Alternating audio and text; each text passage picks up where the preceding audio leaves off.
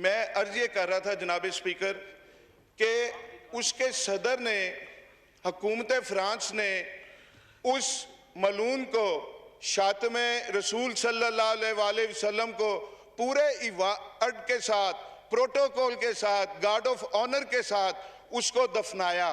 उसको फ्रांस का आला तरीन सिविल अवार्ड दिया गया और पूरा हफ्ता, बल्कि अब तक सरकारी बिल्डिंग्स पर वो खाके वो लटक, सरकारी तौर पर गुस्ताखी की जा रही है, नामूस रिसालत सल्लल्लाहु अलैहि वसल्लम पे हमले हो रहे हैं। मेरी आपसे ये गुजारिश है, मैं हल की तरफ आता हूँ। मेरी आपसे ये गुजारिश है, फ्रांस से सफारती ताल्लुकात ख़त्म किए जाएं। अच्छा, सफ़ीर को मुल्क बदर किया जाए।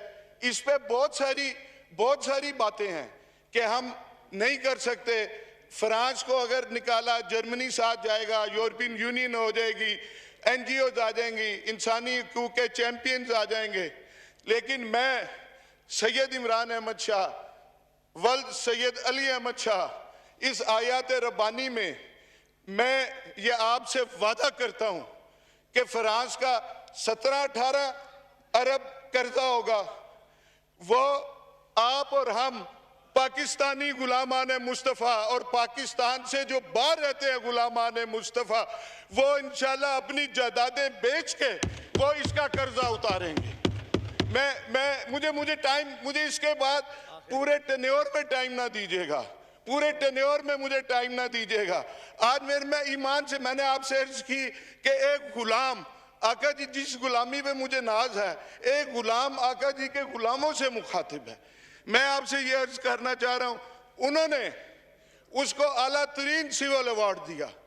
आप उस चेचन मुसलमान को, अब्दुल्ला को, पाकिस्तान का आला तरीन सिविल अवार्ड दें। आप उसके जवाब में आप गाजी फैसल को सरदारती ऑर्डिनेंस के जरिए फौरी तौर पे उसको रहा करें। कुछ तो करें।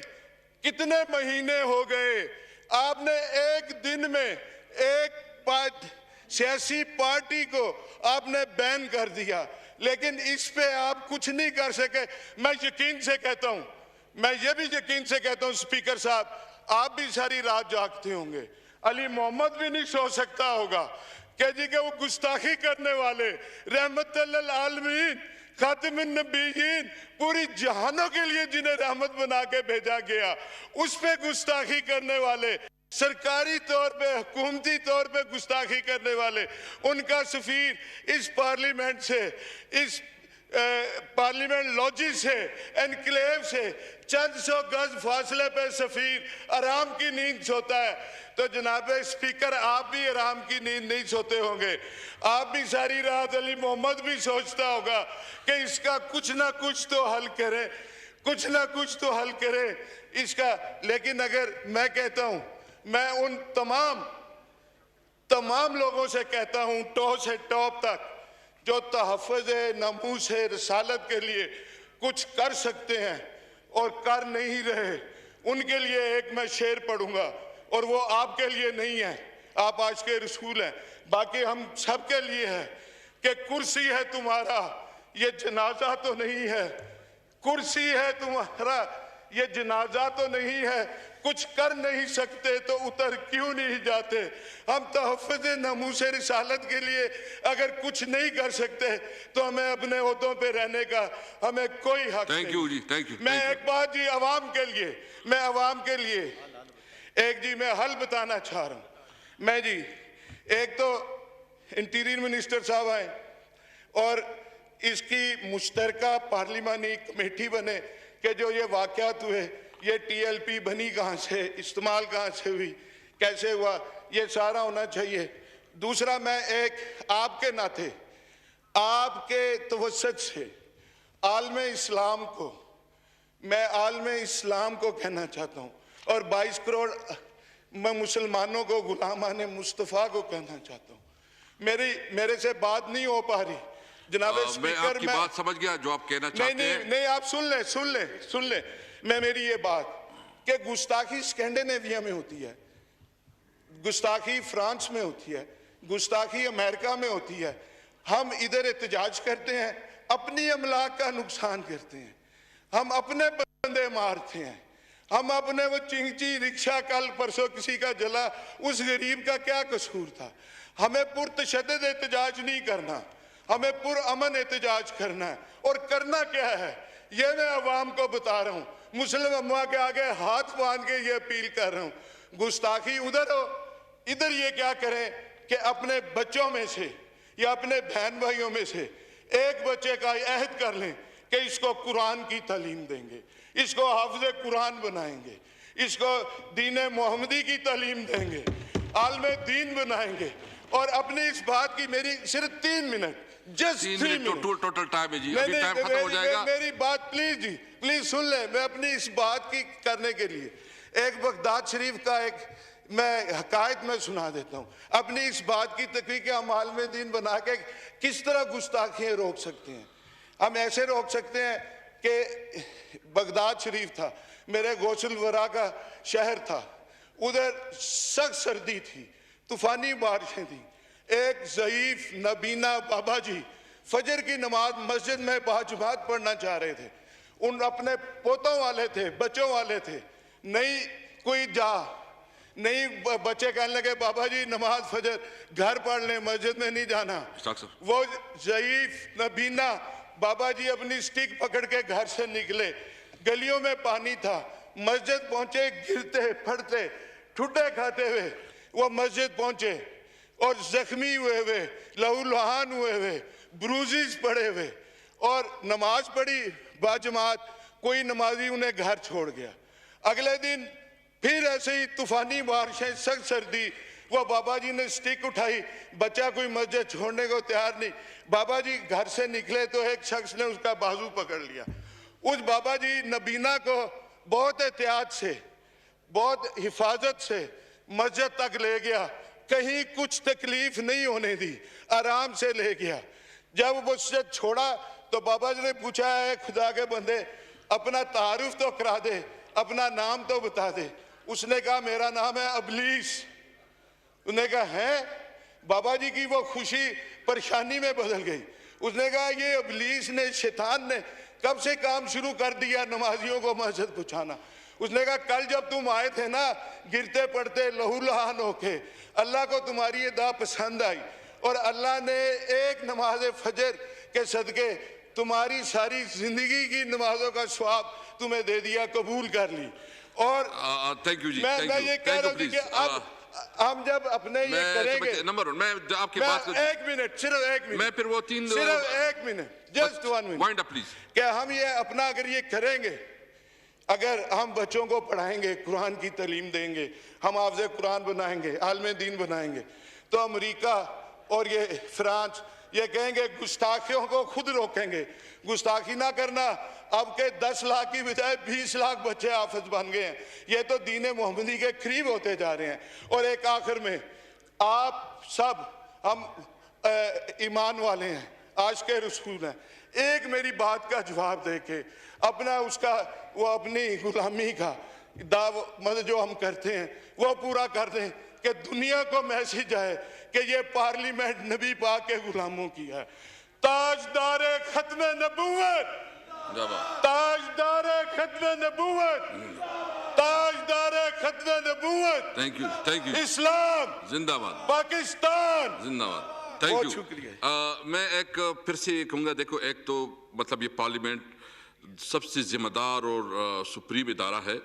मेरी रिक्वेस्ट ये होगी अली मोहम्मद खान साहब, आप तमाम पार्लियामेंट लीडर से कंसल्ट करें और उनके साथ एक जॉइंट रेजोल्यूशन लेके आए मंडे को, ताकि हम अपना आवाज़, पूरी कौम का आवाज़ जो है ना वो बता सके और हम पूरी दुनिया को, इस्लामी जो हमारे ममालिक हैं उसको भी हम अपील कर सके कि ये ऐसा मसला है कि ये हमारा कीदे का मसला है, हमारे मज़हब का मसला है और हमारे हुज़ूर सल्लल्लाहु अलैहि वसल्लम के साथ इश्क का मसला है। तो इस पे आप आए और हम जो है ना पूरे इस्लामी दुनिया हमारे साथ खड़ी हो। तो जी अब उधर तीनों का दो, फिर आगा हसन बलोच साहब, इसके बाद आप, फिर इसके बाद बस दो आगा हसन बलोच साहब प्लीज 2 मिनट में देते बस। जनाब स्पीकर वो साहब, नहीं है, वो बीएनपी का है प्लीज। जनाब स्पीकर साहब शुक्रिया कि आपने मुझे टाइम दिया। जनाब स्पीकर साहब, मैं बलूचिस्तान के उन इलाकों के बारे में बात करूंगा जो बॉर्डर्स के इलाके लगते हैं वहाँ पे बॉर्डर्स बंद है, तिजारती सरगर्मियाँ बंद है, रमज़ान शरीफ का महीना है।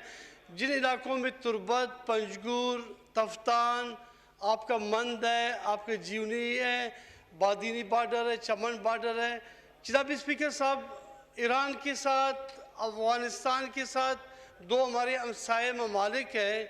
इनके साथ एक तो है कि ईरान के उस इलाके में सिस्तान बलूचिस्तान है, वहाँ पे भी बलोच आबाद है, बलूचिस्तान में भी बलोच आबाद है, अफ़गानिस्तान के बादीनी में पश्तून आबाद है, इस साइड भी पश्तून आबाद है। लेकिन जनाब स्पीकर साहब, पिछले कई महीनों से मुसलसल हर दफ़ा आए दिन बिला वजह बगैर किसी जस्टिफिकेशन के बॉर्डर्स बंद किए जाते हैं, तिजारती सरगर्मियाँ बंद किए जाते हैं, जिससे वहाँ के लोग नानी शबीना के मोहताज हो चुके हैं।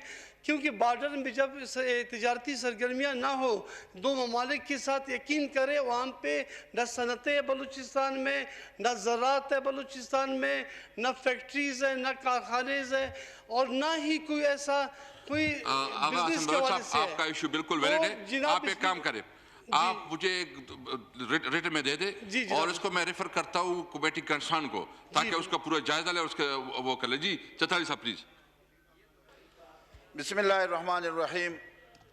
इंतहाई काबिल एहतराम जनाब स्पीकर, यहाँ जो बहस हो रही है आक़ाए नामदार हज़रत मोहम्मद मुस्तफ़ा सल्लल्लाहु अलैहि वसल्लम के सिलसिले में, उनकी हुर्मत के सिलसिले में, हकीकत यह है कि जनाब स्पीकर, आक़ाए नामदार हज़रत मोहम्मद मुस्तफ़ा सल्लल्लाहु अलैहि वसल्लम का हमारा जो रिश्ता है वो अक़ीदे का है।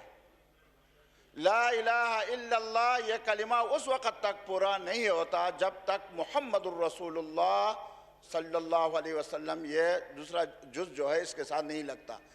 और यही वजह है कि कुरान में भी अल्लाह तबारक व तआला ने कहा है वरफ़अना लका ज़िक्रक, आपका ज़िक्र मैं बुलंद करूँगा, और अल्हम्दुलिल्लाह बुलंद है और होगा और रहेगा। जनाब स्पीकर, यहाँ एक पार्टी पर, मैं उसका दिफा नहीं कर रहा, एक पार्टी पर पाबंदी लगा दी गई, और सिर्फ इसी वजह से लगा दी गई कि तकरीबन कोई 360 बंदे जो हैं वो ज़ख्मी हो गए और 2 बंदे जो हैं उसमें शहीद हो गए। जनाब स्पीकर, यहाँ तो बोरीबंद रोज़ाना सैकड़ों के तादाद में, दर्जनों के तादाद में रोडों पर हमें तोहफे के तौर पर एक पार्टी ने दी, उस पर तो किसी ने पाबंदी नहीं लगाया। चाहिए तो यह था कि उस पर भी पाबंदी लगाई जाती, उस पर नहीं लगाई जाती। लेकिन एक पार्टी को इस तरह पाबंदी लगाना मेरे ख्याल में, और फिर उनके साथ ये मुआहदा भी हुआ हो कि हम इसको असेंबली में लेके आएंगे। अब असेंबली में उन लोगों का भी एक रद्द अमल है कि 5-6 दिन रह गए, चलो अभी तक असेंबली में नहीं लाए, शायद नहीं लाएंगे। तो इस पर एक गलतफहमी की बुनियाद पर अगर आप लोग पहले से इसको असेंबली में ले आते तो उनको समझाना हमारा भी एक काम बनता, हम भी उनको समझाते, पूरे असेंबली में बात हो जाती और उनको भी यकीन हो जाता कि ये लोग भी एक संजीदा अंदाज में रसूलुल्लाह सल्लल्लाहु अलैहि वसल्लम के ख़िलाफ़ जहाँ भी कहीं उनकी शान में गुस्ताखी हो रही है उसमें संजीदा हैं, तो वो लोग भी शायद इस नौबत तक बात न पहुँचती। जनाब स्पीकर, इस सिलसिले में जो रेजोल्यूशन आप ला रहे हैं, इंशाअल्लाह ये रेजोल्यूशन हम सबकी दिल की आवाज़ है, हमारे अक़ीदे की बुनियाद है ये, और इस पर इंशाअल्लाह पीर को हम लाएंगे। लेकिन इसमें जनाब स्पीकर आखिर में एक बात अपने हल्के की तरफ से मैं करता हूँ, वो ये कि एक तहरीक इल्तिवा मैंने जमा की है, सामान तकरीबन तिमलगिरा में पहुँच गए हैं ये वापडा के, और ये जो तहरीक इल्तिवा है इसको आप कमेटी के हवाले कर दें, बस यही था।